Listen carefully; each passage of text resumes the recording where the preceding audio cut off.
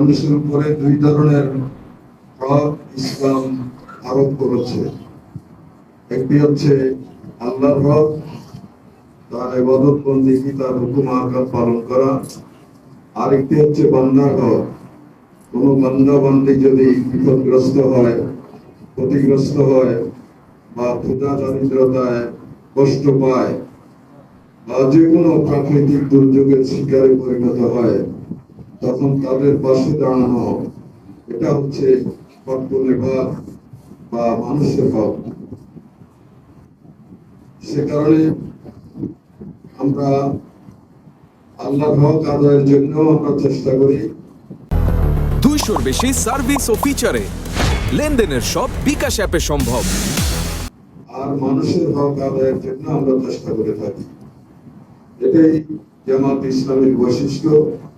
জামাত তার জন্মলগ্ন থেকে এ পর্যন্ত সারা বাংলাদেশে যেখানেই মানুষ বিপদগ্রস্ত হয়েছে, সেখানে আমরা মানুষের পাশে দাঁড়ানোর চেষ্টা করেছি।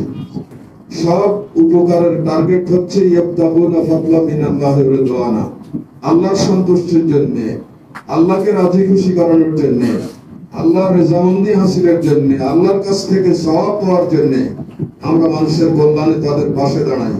মানুষের বিপদ মুসিবতে আমরা তাদের পাশে দাঁড়াই।